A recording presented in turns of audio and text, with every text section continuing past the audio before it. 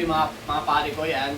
Dahil namigay tayo ng blessing, congrats sa mga napili ng blessing ni Pare Koy, and sa mga napili at mga hindi pa nabibigyan, pakihintay na lang po yung mga blessing ninyo kasi iniisa-isa po namin yung mga nabigyan. Tama. Lahat po yung nag-message, mga na-reply, pasensya na po sa mga hindi pa na ma-reply kasi lahat kami namimili at tiyatanong pa namin mga situation ninyo. Yan, congrats sa mga napili at good luck sa mga nag-pili pa.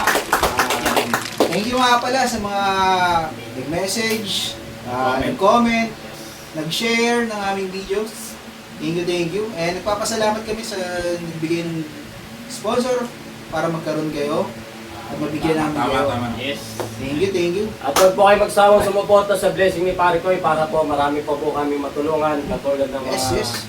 mga humingin tulong sa amin. Maraming salamat po sa lahat ng suporta and share and follow. Tama. Thank you. Pare Koy, Yun, thank you sa sponsor kasi alam namin din namin na kaya bigyan ng isang bagsakan. Tama, no? Yes. Nagawa namin mga kaya namin. You know. Yes. Hindi pa kami ganun wala yung creator eh. Simula pa lang. Simula pa kami. Yan. Pero ginagawa namin mga kaya namin para mag-social. Bago matapos tong video na to, gusto lang namin magpasalamat sa Pare Hideout Pare. Sa lagi namin kinakainan. Yes. Located siya sa Dinal Street, corner Peseta, North Fairview.